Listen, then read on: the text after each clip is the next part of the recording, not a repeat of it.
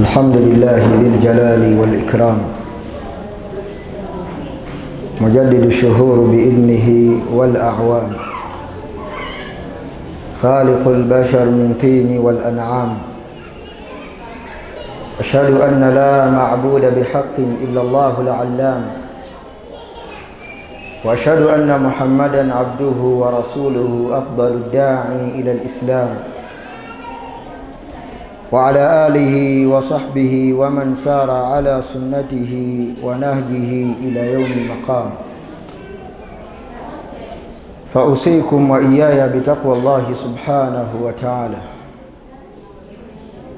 وراقبوه مراقبة من يعلم أنه يسمع ويرى وتزودوا فإن خير الزاد التقوى واتقون يا أولي الألباب.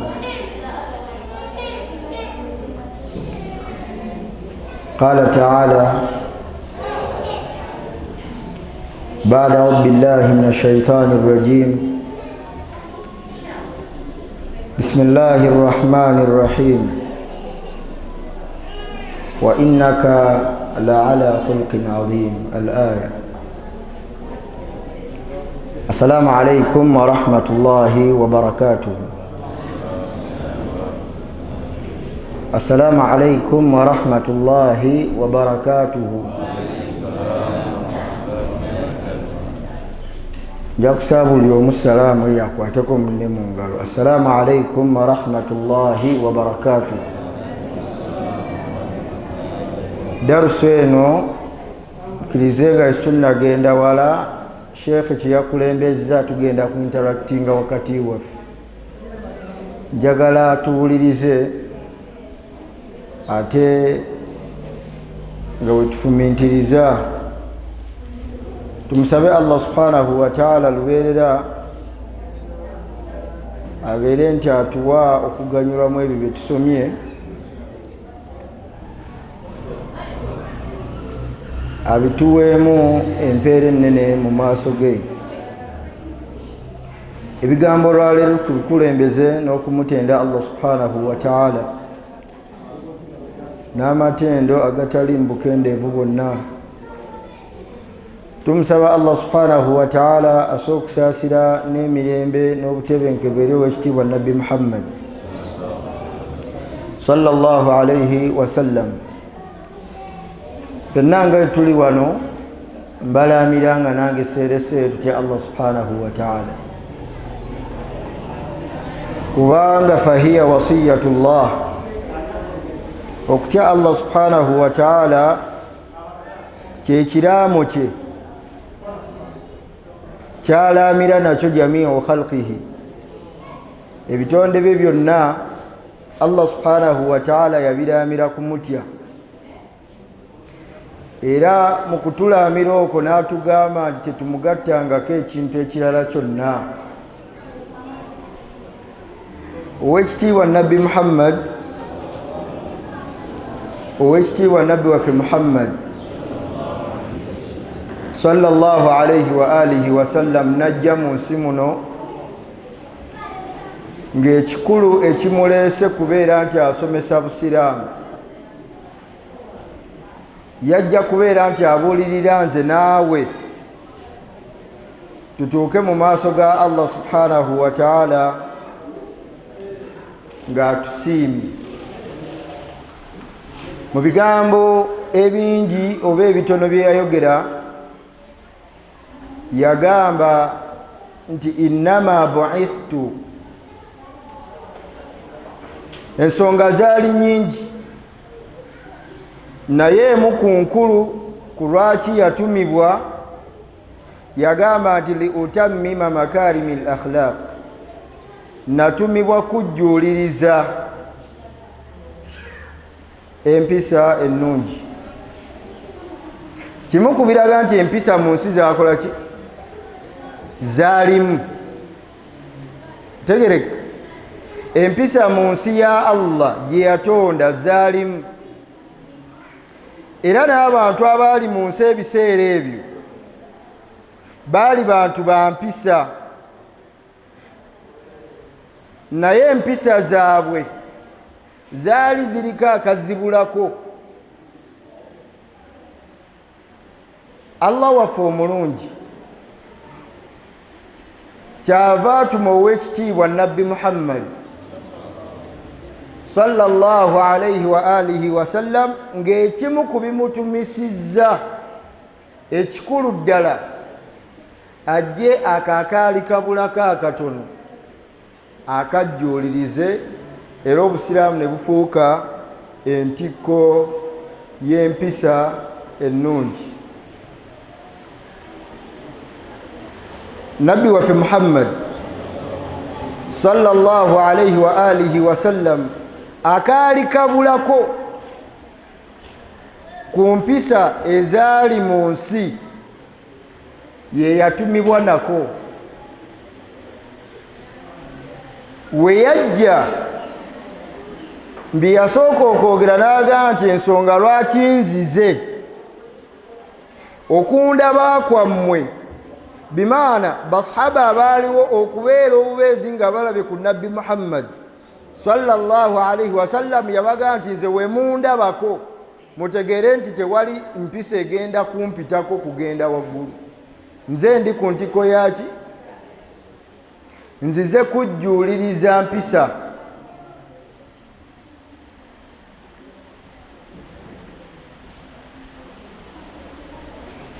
N'atambula waatyo alayhi salatu wassalam mu kusomesa. Mu bulamu bwe njagala ebintu bino tubiteekeko nnyo, naddala abakyala njagala mumpe ebirowoozo ku bigambo bino. Nabbi Muhammad sallallahu alayhi wa alihi wasallam waliwo ensonga nnene, waliwo ensonga nnene gye tutamanyi ku lwaki Allah subhanahu wa ta'ala yatwala bakadde be bombiriri, yatwala bakadde be bombiriri ng'akyali muto.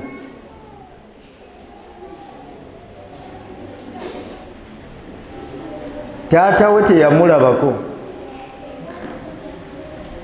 taata wa nabbi Muhammad sallallahu alayhi wasallam ye teyamulaba. Maama we yamala okumuzaala n'amutwala okuyonka gye yayonkera, era yamuyonsaako ennaku ye nga maama amuzaala.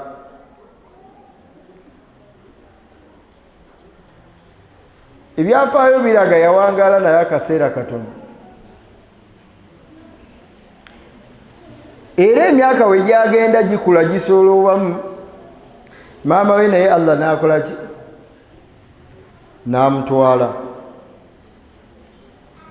Wano wenjagala n'ava eyo nga tayina maama tayina taata, naye mu butaba na taata na maama ne yeesanga nga agudde mu mikono gy'omusajja. Baali bamuyitanga ani?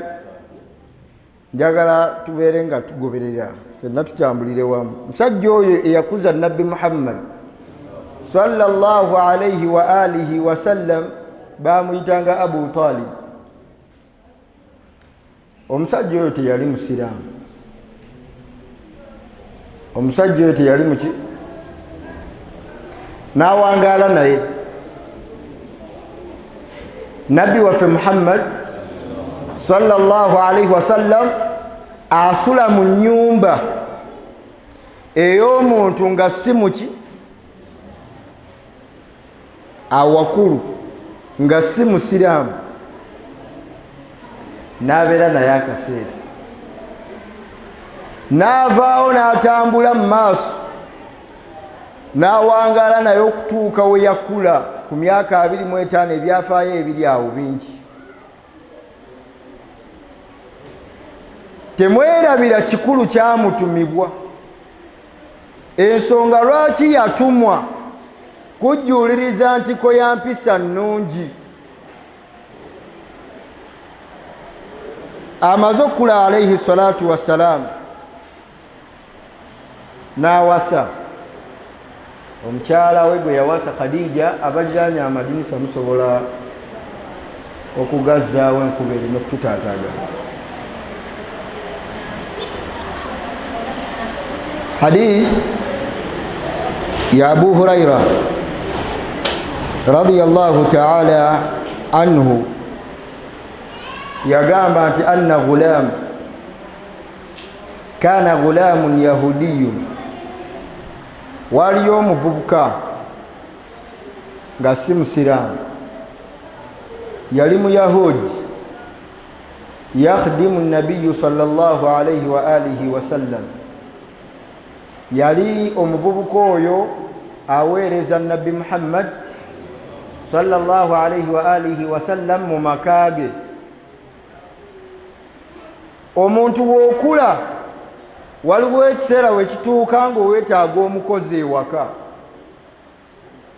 Mu bakozi nabbi Muhammad sallallahu alayhi wa alihi wasallam be yayinamu omuvubuka nga yahudiya.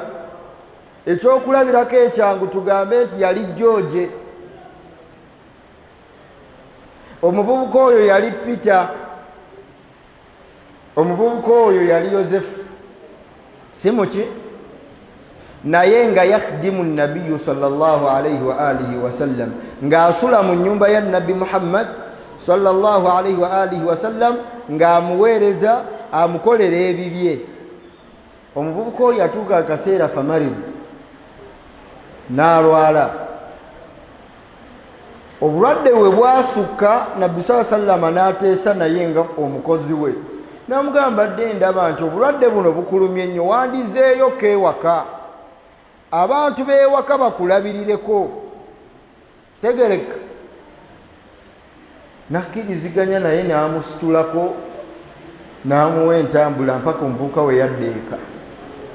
Nabbi waffe Muhammad sallallahu alayhi wa alihi wasallam teyeesuulirayo gwa naggamba, yakeera ku makya lunaku lumu n'agenda alambuule ku muvubuka oyo obumuluma.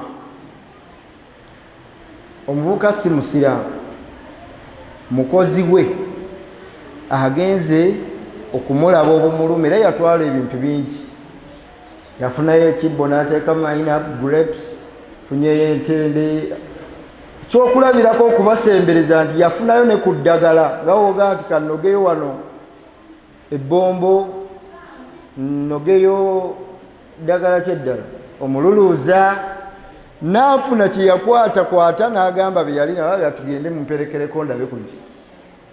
Naye agenda otuukayo ng'embeera mbi, n'abuuza omuvubuka tobukuluma nti alhamdulillah wendi kyali mulamu. Gye biggweera nabbi sallallahu alayhi wasallam obubonero bwe yasanga ku muvubuka oyo nga bulaga nti akaseera akaddako yandiva mu nsi muno ng'embeera mbi, ng'era obubonero n'emikisa gy'okuwonako emitono, n'amugamba nti qulu la ilaha illa Allah, ndaba nga wandigambye la ilaha illa Allah, wandikakasizza Allah mu bwomu bwe, tufulihu owone, nsobole okufuna kye nnaayimirirako ewaani nkuwolereze. Muvubuka yali tasobola kwekyusa, n'akyusa amaaso ge n'agatunuuliza bakadde be, taata ne maama nga batudde awo. Wagazza ku nabbi, wagazza ku bakadde be. Bakadde be ne bamutunuulira ne bamugamba ng'alinga alimu okutya nti nandiyagadde okwogera ono byaŋŋamba, naye mmwe ababiri mmwe. Ne bamugamba nti atia aba Qasim, gondera taata wa Qasim Muhammad sallallahu alayhi wasallam, ogende mu maaso nekyagamba woba weesiimidde. Omuvubuka n'agamba nti la ilaha illa Allah Muhammadu rasulullah. Era olwakyogera nabbi sallallahu alayhi wasallam n'asiibula n'abaga nti ekyo kakyogedde mukkirize nti tubalabyeko.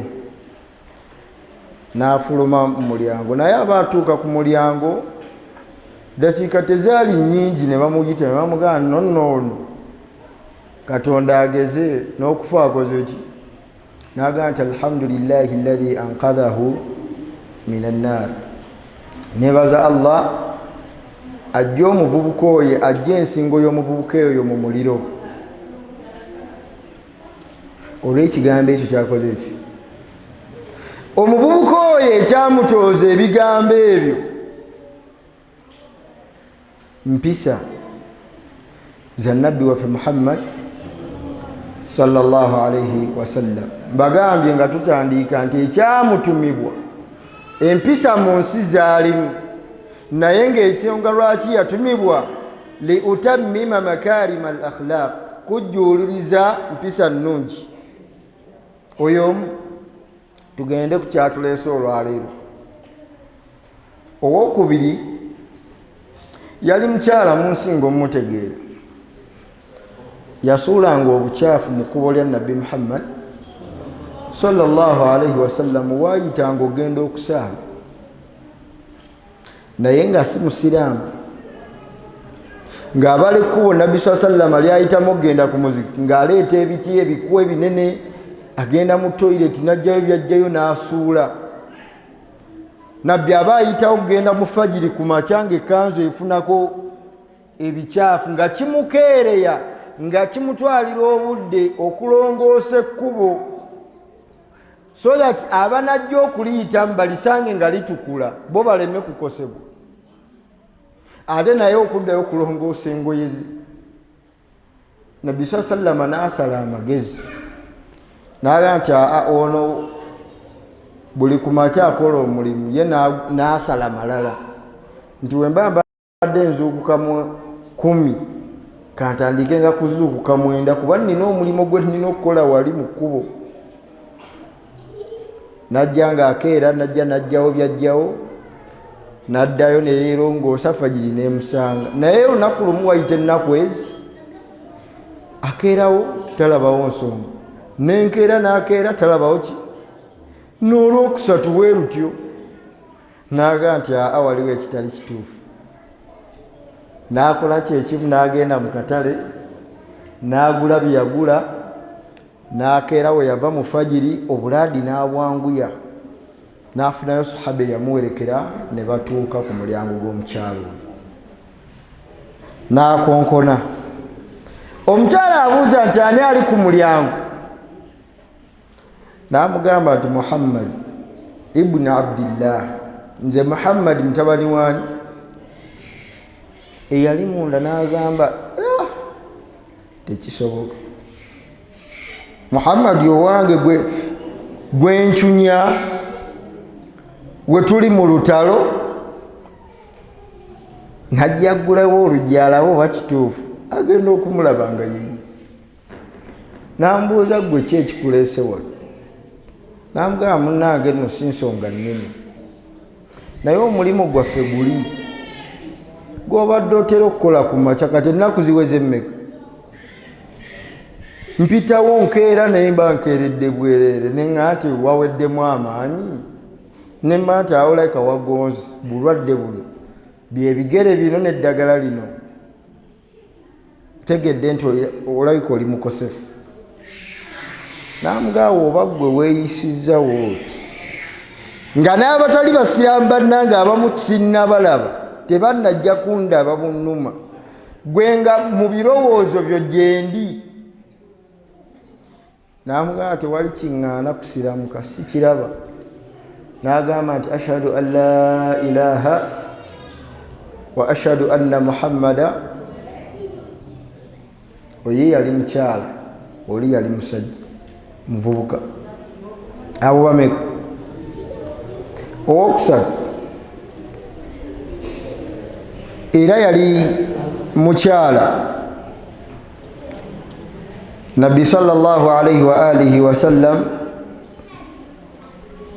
bwe yasanga n'amusitulirako enku n'azimutwalira mpaka ewakaawo. mukyala mukadde yagenda mu kutyaba enkunga nnyingi. Nabbi sallama aba atambula alaihi salatu wassalam, n'amusanga n'enkunga nnyingi, n'amugamba nti ya umma, wulira statement eno, owange gwe maama wange. Mu Juma Seka atugambye obukwata mpola obwa Nabbi Muhammad, yakozesa ekigambo nti ya umma, owange gwe mmange. Ofaayo singa mba nkwetikidde ku nku zino. N'azitikka ku mutwe nga bagenda omukyala amulagirira nti wetaawo, n'aweta. Yambuka olusozi olwo, n'ayambuka. Kirira, nakkirira mpaka we baatuuka ewaka, n'amugamba kati ziteeka awo. N'azitukkula ku mutwe n'aziteeka wa? We yamaliriza n'amugamba nti mukadde, obadde oyinawo ko ku mbazzi wano, nkuyambe kuba ndaba nnene, nkwasize yasizeemuko nga sinnagenda kuba mbadde nina gye ndaga. N'amugamba embazzi weeri, n'agirya amugamba yii. N'ayasaayasaamu. Omukadde ono we yatuula ku lubalaza waati ng'alaba Nabbi Muhammad sallallahu alaihi wasallam akola omulimu gwakola, kyamuwaliriza okuyita omwami we mu nnyumba. N'amugamba nti jangu, omulimu guli omuvubuka oyo omulaba, muvubuka mulungi, naye mu nnyumba muno tetuyinaamu ssente za kukola ki, za kumusasula. We yamaliriza omulimu n'amugamba nti tetulina ssente za kukuwa, naye ffe kye tusobola okukuwa kukubuulirira. Ne bamugamba nti tuwulira mu Makka eyo shaabu waliyo omuvubuka yuqaalu lahu Muhammadun, bamuyita Muhammad sallallahu alaihi wa alihi wasallam. Omuvubuka oyo talina mpisa, omuvubuka oyo ayogera bubi, omuvubuka oyo tayinaamu nsonyi n'okweyita nabbi. Twawulidde nti yeeyita ki? Olw'empisa ze ennungi ggwe ze tukulabyemu, tukusaba tofaanana omuvubuka oli. Ale ne woba omusisinkanye tomukkiririzaamu byagamba.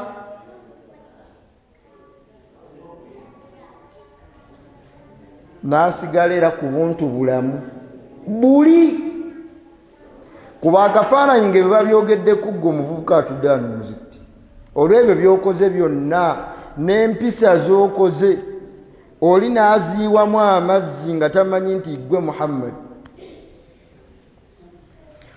N'asigala ku buntu bulamu, n'amugamba nti ya umma,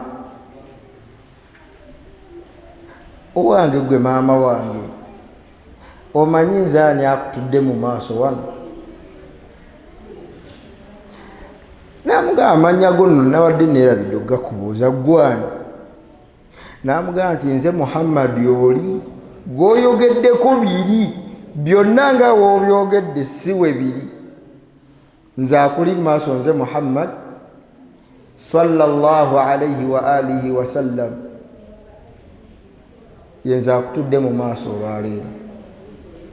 Omukyala n'awalirizibwa ye ne bbaawe olw'empisa ennungi ze yalaba mu Nabbi Muhammad sallallahu alaihi wa alihi wasallam, ze yayolesa ennungi okuzaama. N'atoola shahada, n'ayingira obuki n'omwami we. Ebigambo ebyo byonna biri ku bantu nga si baki, si baki? Ala zamanina hadha, omulamwa gwange olwaleero guli nti eyo yonna ebadde introduction ng'ajja kusika tension yammwe, tukomewo twogere ebigambo nga mubitegeera nga tutegeeragana. Nabbi Muhammad sallallahu alaihi wasallam yali waatyo ku bantu abataali baki. Kati gwe ogenda kumbuulira yali atya ku basiraamu banne?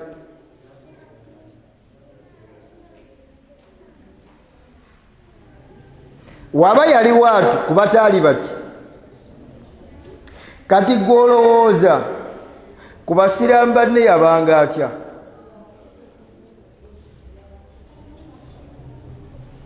wabanga ku bataali basiraamu waato yali omwetowazi butya ku basiraamu banne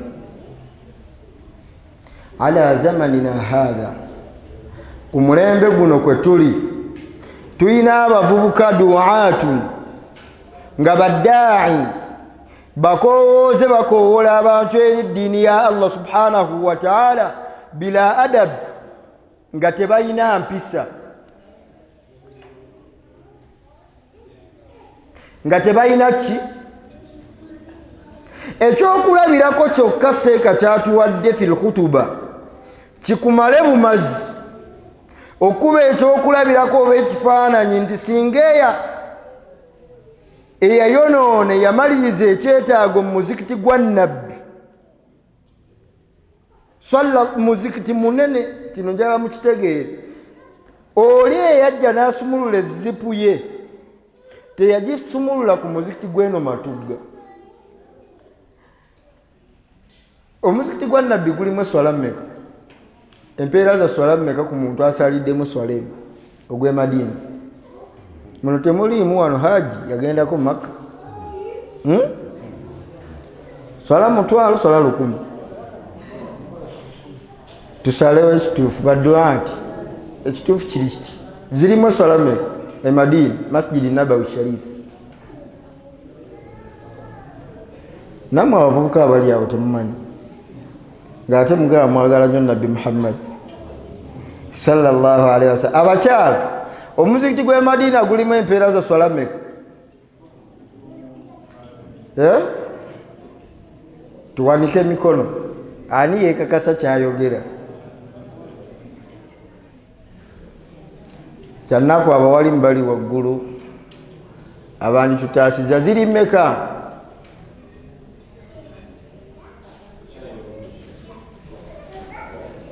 obudde sheekha agambye bukyali ani azimanya mutwalo gumu esswala omutwalo mulamba ate ogw'e Makka mitwalo 10 ate kuba ate Baitul Maqdis ogw'e Jerusalemu eri gwe tukayanira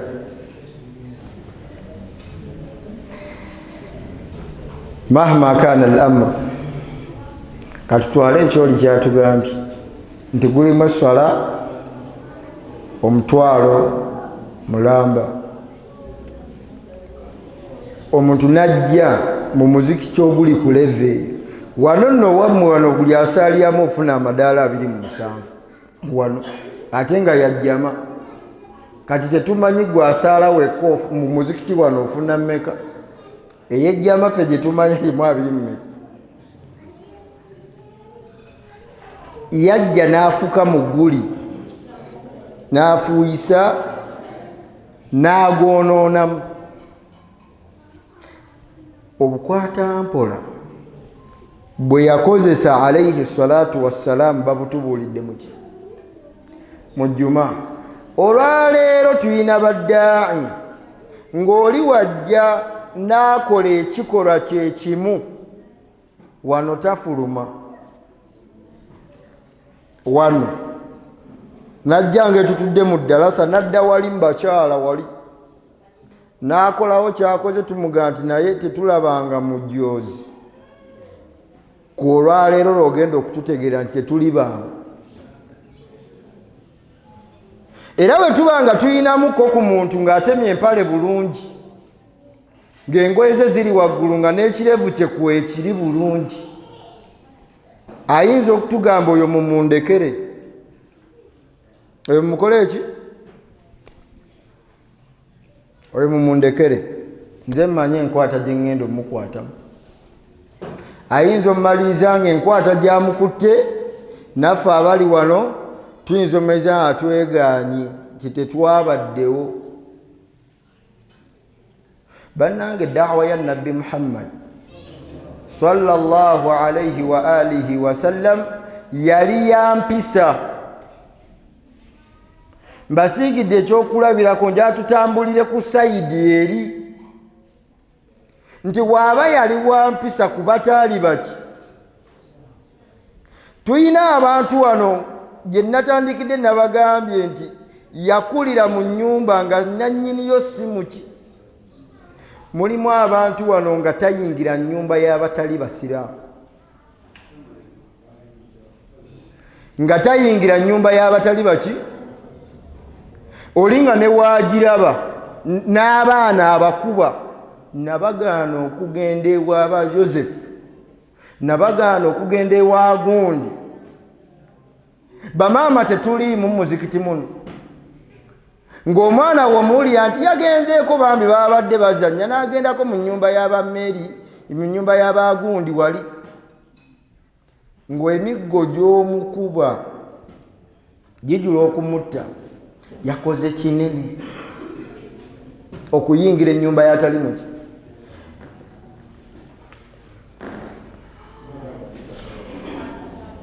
Nabbi waffe Muhammad sallallahu alayhi wa alihi wa sallam atugambye nti innama bu'ithtu, ensonga lwaki najja natumibwa li utammima makarima al akhlaq, kujjuliriza ntiko ya mpisa nnungi.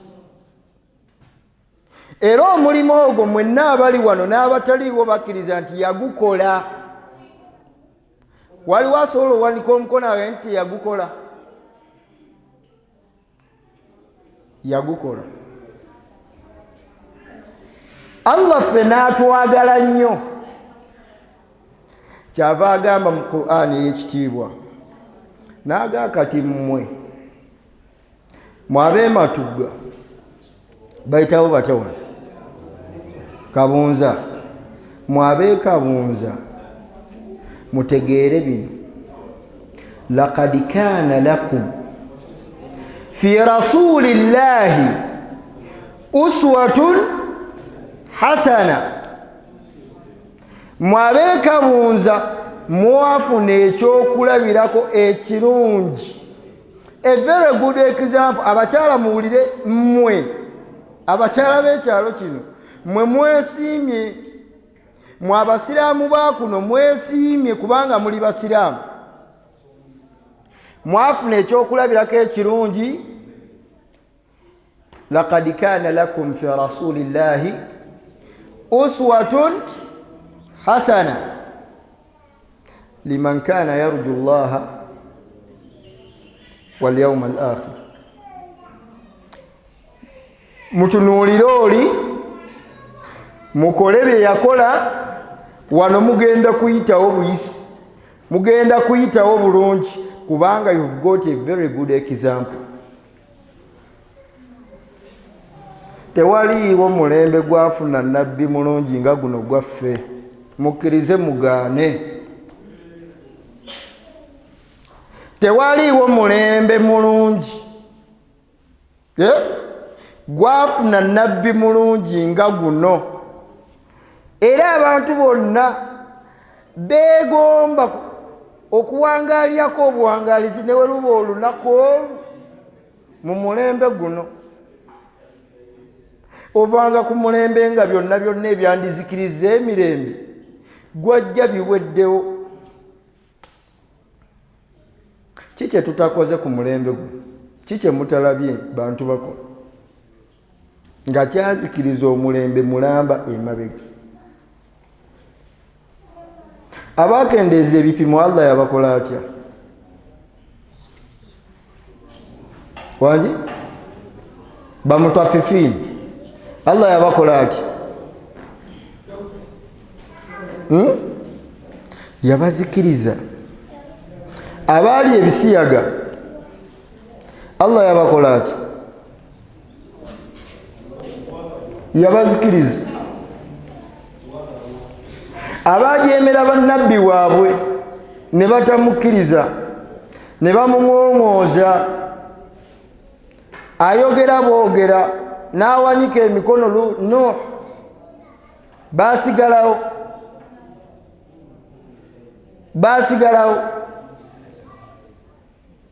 Yakola eryato bonna n'ebisolo ebitaabiriimu lwa kujooga nabbi, kujooga bujozi nabbi wa Mungu.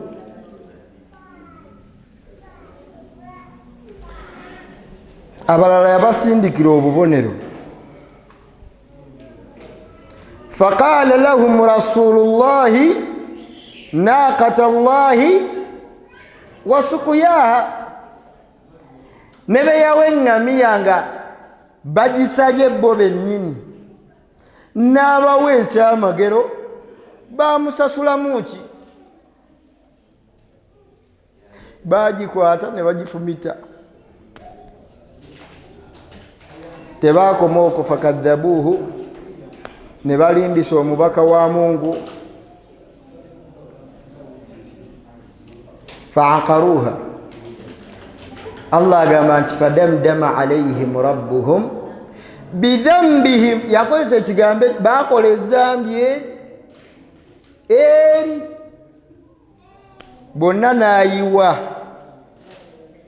Mmwe ne mujja mufuna omulembe.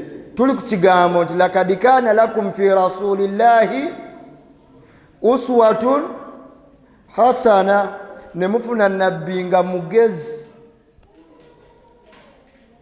ne mufuna nabbi nga abaagala. Najja nabbi waffe Muhammad sallallahu alayhi wa alihi wa sallam nga muntu mulamu, nga yeetegereza tayinaayo mistake neegi gye yakola mu baatusooka gye baakola. N'agenda azaalibwa ku mulembe, baagutuuma amu ki? Amul fiil, mwaka gwaki? Gwa njovu. Mumanyi mmwe ekyali ku Kaaba ebiseera ebyo? Basheke bange, mumanyi ekyali Kaaba ebiseera ebyo? Njagala kubagirayo kyakulabirako kye twafuna.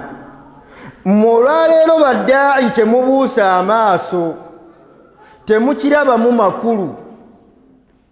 Nabbi Muhammad sallallahu alayhi wa alihi wa sallam yagenda okukula nga ku Kaaba kuliko amasanamu gaali ameka? 360 nga galiwa mu lujja lwa Kaaba. Awo tukolera tawaafu nga buli eddene eryawo litambula litya lifaanana litya liryawo. Allah waffe yagamba Nabbi Muhammad sallallahu alayhi wa alihi wa sallam nti wakadhalika naqussu alayka min anba'i rusul, gwe tukunyumizaako ku byafaayo by'abo abaakusooka mu mulimu gw'olimu. Omulimu gw'obwannabbi bannange gwali muzibu, ng'olwaleero tugamba nti omulimu gw'obuwalimu muzibu, tegukoleka. Yamuwa guidelines, n'amugamba nti si gwe asoose mu buwalimu, nsindise abalala bangi emabega omugongo bazze bangi, gwe asembyeyo. Bino bikulu. Nabbi Ibrahim abakyala, Nabbi Ibrahim mumuyete mumusaalidde. Nabbi Ibrahim alayhi salatu wassalam naye yali ku mulembe nga kitaawe yagakola, taata nga yagabajja. Story eyo Allah n'aginyumiza ku Nabbi Muhammad. Teweerabira nti Allah yagamba mu Qur'ani nti wattakhadha Allahu Ibrahima khalila. Allah yafuula Ibrahima alayhi salatu wassalam nga mukwano gwe. Nga muki? Tuyinaayo Mungu wayogerera mukwano gwe nga we yayogera ku oyo. Naye omanyi bye yakola mukwano gwe? Mukwano wa Allah oba mukwano gwa Allah yakeera ku makya n'akwata embazzi nadda ku masanamu g'abakitaabe n'agamenyaamenya n'agatematema. Allah n'amutunuulira mukwano gwe ne bakomawo ne bamubuuza wange Ibrahimu ani yakoze bino n'agamubuuza oyo omunene alabika yanyiize n'akola ki n'atematema wano bakatonda banna abatono mu kuseka. Mungu muggulu Mungu gyali atunuulira Ibrahimu khaliluhu ne bakwata Bulayimu alayhi salatu wassalam bakumya omuliro. Allah alaba Ibrahimu ali awo atunudde waati n'atandika okugamba naye ya Rabbi Mungu wange olowooza ebiseera bye bakuŋŋaanyirizaamu olowooza enkuba zikuŋŋaanya olunaku lumu ne zikola olusozi. Allah amulaba n'atuuka mu mutima nga ekirimu naye yakimanyi. Allah n'akkiriza abantu ne bakuma omuliro ng'alaba ne bakwata mukwano gwe ne bamukolera olw'ebbugumu ly'omuliro nga tebasobola nagumuteeka mu buteesi, balina kudda distance bamukasukemu wakati, gwali mungi. Mungu n'amuleka ne bamuteeka mu kyuma ne kimukasuka ng'era Allah alaba. Jjukira tugambye oli mukwano gwe. Mujjukire ababadde wano mu darusu nga tutandika Sheikh yatusomesezza omukwano. Mungu yagamba Ibrahimu nti oyo mukwano gwange nga kyalwatu n'agugwamu wakati. N'agugwamu wakati. Yayogera ki? Yagutuukamu wakati ng'alaba ebintu bitabuse. N'agamba Allah n'agamba nti mmwe mwenna nkakasizza terireera ayinza kuntaasa. N'agamba nti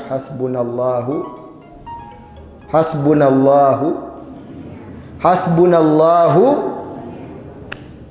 Allah n'alyoka agamba nti ya naaru kati kana akaseera wange gwe muliro gwe kuni bardan wa salaman ala Ibrahim. Process etutte emyezi mingi. Allah n'agikkiriza egende muki nga buli wamu abakuŋŋaanya enku Allah abawadde amaanyi yabaliisa balya mmere ye bassa mpewo ye bawangalya mu nsi ye abalaba. Wano wenjagala Nabbi Muhammad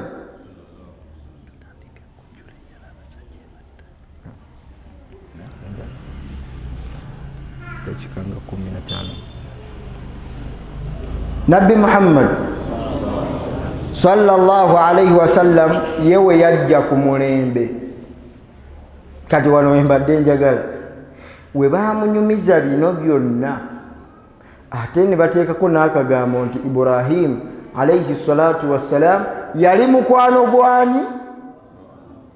N'aganze wano sigenda kwonoona yakula agalaba ku Kaaba ng'agayitako waati. Ku lwaki? Engeri y'okukola da'wa yali agifunye strategy, si byakupaala. Ku lwaki? Ibrahimu alina strategy gye yakozesa yamuviiramu biki? Tuli ku mulembe olwaleero ng'omuntu agenda ku ssabo ly'omuntu n'alyokya, akozesa strategy ya Ibrahimu. Ate Nabbi Muhammad sallallahu alayhi wa alihi wasallam y'ow'omulembe guno agenda najja strategy y'omulembe omulala n'agiyingiza muki? Abagokya kiki twafunamu ng'obusiraamu? Munziremu kuba nkakasa nammwe mwabiraba ku media.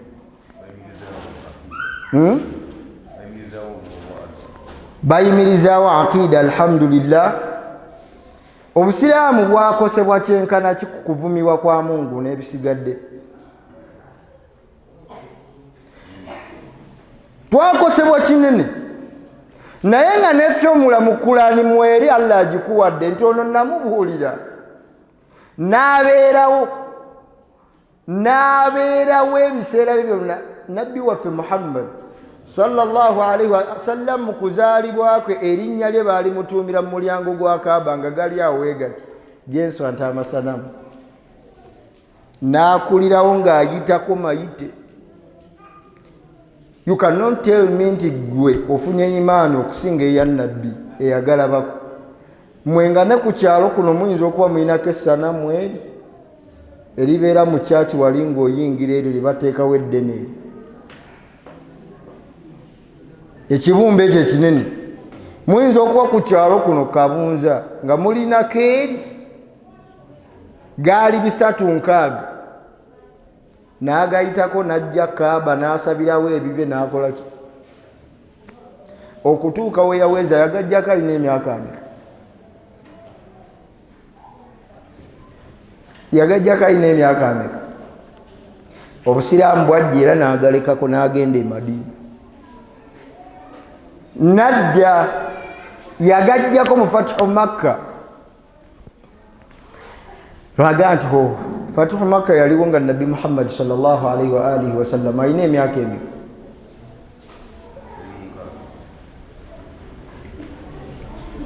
Yagajjako abulayo n'emyaka oba 2 oba 3 afe. Gamalako 60, more than 50 to 60 years. G'oyagala okola eddaawa mu ddakiika 10 abantu bonna basiramuka ate babeere ku busiraamu nga buli omu atalina kirevu kikuze, alina empale ezikweya aziteme. Omusomeseza ku subuhi ku dhuhuri oyagala ogenda okuddamu mulabako ng'engoye ziriwa. Twagala sunna ku ntikko. Naam, teri avumirira sunna, naye ekkubo kiri tubiseemu okulaba nti enkola etuuse. Bannange tugende empola. Omuzikiti gw'osomeserezaamu eyaguzimba taatawo si wange, naye abavubuka basiiwuusa empisa twanye extent nti omuntu ayimirira ku kitaawe n'amuyita omushiriku olw'akalaadi kakwata. Subha akalaadi ka n'akayita sapule n'agawa oyo taata alabika mushiriku, oyo maama alabika mushiriku. Bannange empisa ziriwa fi da'wa?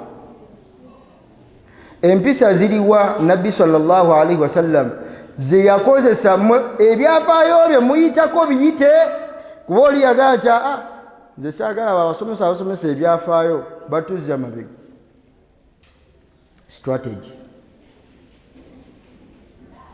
Strategy. Obusiraamu mu Uganda wano, mu Uganda tebunnaweza myaka 10 jawe. Tuli mu 10 emeka? 10 kati tusukka myaka 2 tugiweza. Bwajja mwaka ki? Abalina calculator mubale mangu awo. 1990 ki? 1918 ki? Mubuuze gogwa. When did Islam come to Uganda? Obusiraamu bwajja mwaka ki nga tumaliriza? Tugenda mu kyemisana obudde bwe. Ani afunye ansa? Abakyala mugifunye?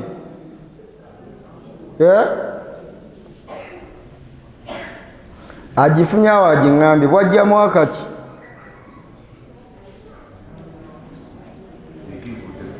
1844. Wogijja kati ku mwaka gwe tuli mu 2026.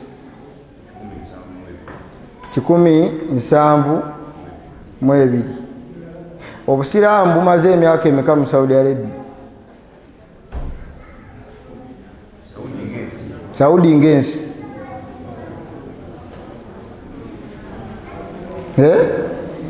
Bala emyaka kuva Nabbi nga gyali giri myaka 1000 muki naye n'olaba omuntu nga agenzeeko Saudi Arabia n'awangalirayo n'asomerayo emyaka 4 weebiri, sivumirira kusoma, naye nadda n'ayagala obusiraamu bweri buli myaka 1000 ng'ensi, n'ayagala obusiraamu bw'emyaka 17 mwebiri obwe Uganda bwenkanenkanire ddala awataliiwo kukakanyamu yadde, ayagala obusiraamu bw'ensi eri myaka 17 bwenkane n'obusiraamu bumaze mu nsi emyaka 1000 plus. Era najja n'abagamba nti ffe twabadde Saudi twatutte ekibuuzo ky'okufukamira Saudi, ekibuuzo gye mukitutte obusiraamu bumazeeyo emyaka 1000 plus mubina, mwagala bujje babuteeke wano mu Uganda we bumaze emyaka 10 tebunnaweza 2, wabula tubeere ddala ku busiraamu nga buli we buli neno nga webukola ki. Nkakasa nti weba analysis ekituufu Uganda tugezezzaako. Wetubanga tuli basiraamu bapya, kanjogere ekigambo ekyo ndowooza kye kiyinza okuvaayo bulungi. Webanga eggwanga lyaffe Uganda essaawa zino tetunnaweza myaka 2 tuba basiraamu bapya ku Saudi Arabia, tetusobola kwenkanankana nkola ya busiraamu. Ku lwaki wano mu Uganda tewali muntu muzikiti wano alina bajjajjaabe 5 nga basiraamu, waba awawanika omukono emabega bajjajja 5 ti ndi mutabani wa gundi, muzzukulu wa gundi, mutabani wa gundi, nga bonna basiraamu. Era ekinene nnyo obala yaaba abasigadde baali bashiriku. Weŋŋamba nti nammwe mu famire yammwe muli basiraamu bapya, mba nimbye. Kale tugambe nti baganda baffe ab'ebutambala be Bakuraishi bagaa nti obusiraamu bwatumuka nnyo mu Butambala. Mu Butambala ani abalina bajjajja 5 nga basiraamu 5 bati, kitegeeza nti munnange mwerwanyeeko olwedde awe muli bulungi, mukyali bulungi, mbanga mutambudde mukyali bulungi. Ebigambo byange mukkirize tubimalirize n'ekigambo Adamu. Empisa mu ddaawa bannange zitereere, naddala ebigambo bino bigenda nnyo eri abavubuka n'abakyala. Abakyala abo agenda na Allah n'amuwaamu, nina mukyala gwendabyawo ayambadde niqaabu, Mungu agenda n'amuwaamu ku imaani. Eryo nno ddala ddene fil Islam ku bakyala. Omukyala okumukkirizisa okubika effeesi ye nga we mubamanyi, wallahi oba olwanye naye, kuba buli omu ayagala alina kulagako ku feesi. Kati owuwo Allah gw'aba asoolobezzaamu ye nakkiriza nikaabu eno n'egendako, tekimulowoozesa nti ate abatagitaddeeko bo tebannasiramuka. Wenjogerera ku kyempisa, tubeere n'empisa fi ddaawa. Woba okoowoola munno kwegattako ku kwambala habaaya, ku kwambala engoye empanvu, sigambe nti abantu bambale bubi, naye waliwo engoye nga naawe oziraba ngoye si nnungi. Noonya engeri ennungi gy'oyogera ne munno, ne mukyala munno yogera naye bulungi. Abaami noonya Allah waba akugondezza ekirevu ng'okikuza, noonya enjogera ennungi gy'oyogera n'oyo atakola ki, akeera mu saaluuni buli wiiki.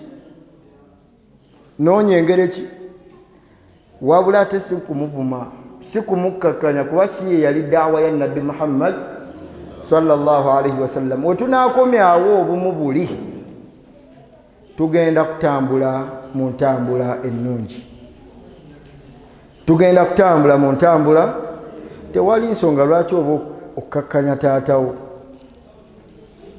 olw'okubeera nti ye alaamye agamba nti nze ndi wa tahalili ye wa la ilaha illallah bw'atali wa la ilaha illallah oli bwati atali wa la ilaha illallah oli waki nawe ekyo tugende mpola we tuba tukola daawa eri baganda baffe bwe tunaaba tutambudde mu buufu obwo tuli bakusinkana Allah subhanahu wa ta'ala nga tusiime ate emikisa mingi 9 ku buli 100 egy'okusikiriza baganda baffe kubeera nti batwegattako nga Nabbi Muhammad sallallahu alaihi wa alihi wa sallam kiyakola ku bantu bonna be yawangala nabo abataali basiraamu waba yeeyisa waato ku bataali basiraamu tegeera butegeezi nti ate ku basiraamu yali wa kisa nnyo n'okusukka ku bali. بارك الله لي ولكم في القرآن الكريم ونفعني وإياكم بما فيه من الآيات وذكر الحكيم. اللهم ربنا اجعل جمعنا هذا جمع مرحوما واجعل تفرقنا من بعده مؤيدا معصوما ولا تجعل فينا ولا معنا ولا بيننا شقيا ولا محروما. ربنا زدنا ولا تنقصنا وثبت أقدامنا وانصرنا على القوم الكافرين.